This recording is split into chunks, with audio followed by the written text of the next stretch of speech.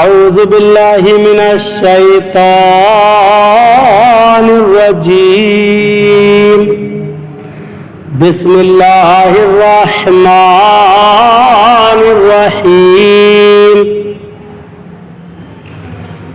أياما معدودات فمن كان منكم مريضا أو على سفر فعدة من أيام أخر وعلى الذين يطيقونه فدية طعام مسكين فمن تطوع خيرا فهو خير له وأن تصوموا خير لكم إن كنتم تعلمون۔ ترجمہ کنز الایمان۔ اللہ کے نام سے شروع جو نہایت مہربان رحم والا۔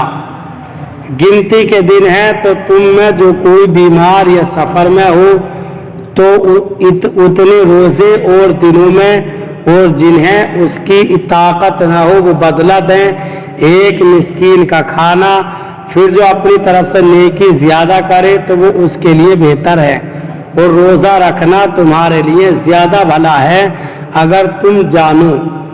ترجمہ کنز العرفان۔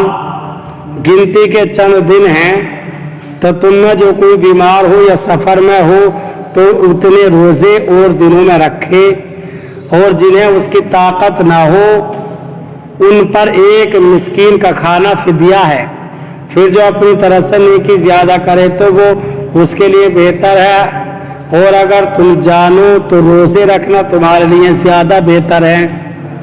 ایام معدودات، گنتی کے چند دن ہیں۔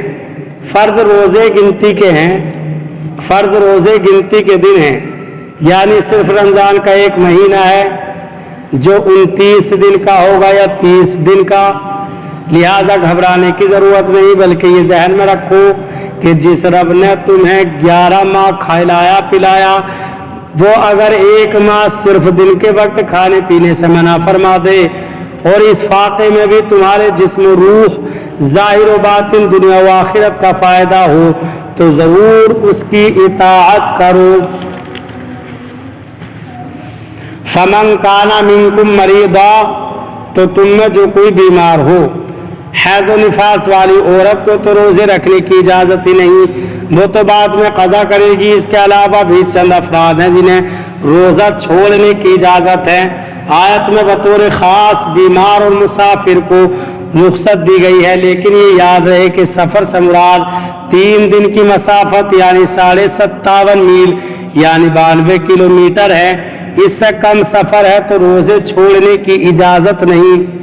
مریض کو بھی رخصت ہے جبکہ اسے روزہ رکھنے سے مرض کی زیادتی یا ہلاک ہونے کا اندیشہ ہو تو یہ روزہ چھوڑ دے، اور بعد میں ممنوع ایام کے علاوہ اور دنوں میں روزہ رکھ لے۔ البتہ یہ یاد رہے کہ مریض کو محض زیادہ بیماری کے یا ہلاکت کے صرف وہم کی بنا پر روزہ چھوڑنا جائز نہیں، بلکہ ضروری ہے کہ کسی دلیل یا سابقہ تجربے یا کسی ایسے طبیب کے کہنے سے غالب گمان حاصل ہو جو طبیب ظاہری طور پر فاسق نہ ہو۔ روزے کی رخصت کے چند اہم مسائل۔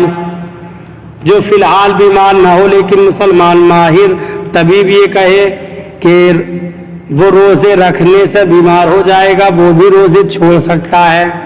2، حاملہ یا دودھ پلانے والی عورت کو اگر روزے رکھنے سے اپنی یا بچے کی جان کا یا اس کی بیمار ہو جانے کا اندیشہ ہو تو اس کو بھی افطار جائز ہے۔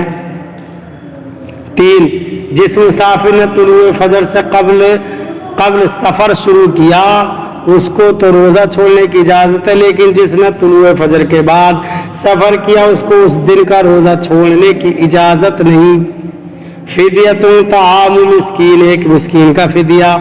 شیخ فانی یعنی وہ بوڑھا جس کی عمر ایسی ہو گئی کہ اب روز بروز کمزور ہی ہوتا جائے گا، جب وہ روزہ رکھنے سے عاجز ہو یعنی نہ اب رکھ سکتا ہے اور نہ آئندہ ہی اس میں اتنی طاقت آنے کی امید ہو کہ روزہ رکھ سکے، اس کے لیے جائز ہے کہ روزہ نہ رکھے اور ہر روزے کے بدلے فدیے کے طور پر نصف سا یعنی 80 گرام کم 2 کلو گندم یا اس کا آٹا دے دے یا اس کی قیمت دے دے، اور اگر فدیہ جو سے دینا ہو تو گندم سے دوگنا دینا ہوگا۔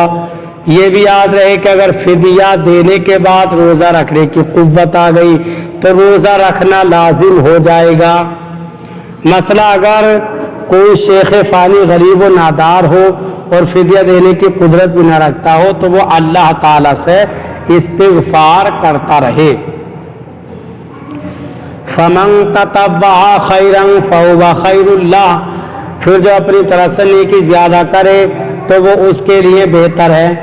فدیے کی مقدار تو مخصوص ہے، لیکن اگر کوئی زیادہ دینا چاہے تو بخوشی دے سکتا ہے، جتنا زیادہ دے گا اتنا ہی ثواب بڑھتا جائے گا۔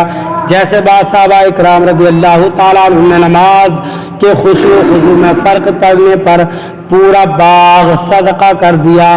یا یہ مسئلہ بھی یاد رہے کہ مسافر و مریض کو روزہ نہ رکھنے کی اگرچہ اجازت ہے، لیکن زیادہ بہتر و افضل روزہ رکھنا یہ ہے، جیسا کہ آیت کے آخر میں فرمایا گیا وَأَن تَصُومُوا خَيْرٌ لَكُمْ، اور تمہارا روزہ رکھنا تمہارے لیے بہتر ہے۔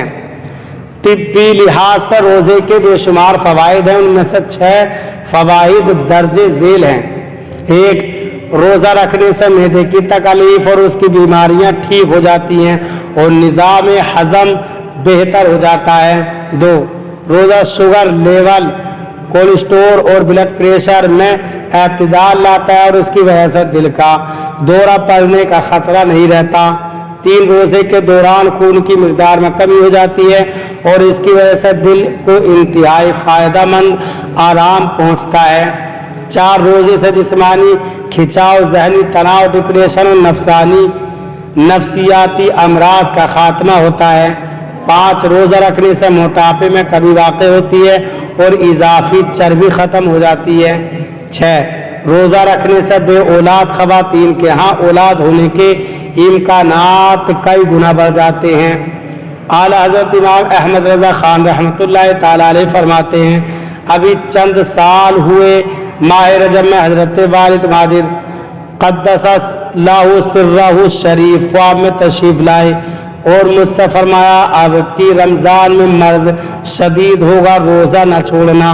ویسے ہی ہوا اور ہر چند طبیب وغیرہ نے کہا، مگر میں نے بھی الحمدللہ تعالی روزہ نہ چھوڑا اور اسی کی برکت نے بفضلہ تعالی شفا دی کہ حدیث شریف میں ارشاد ہوا سومو تصیحو، روزہ رکھو تندرست ہو جاؤ گے۔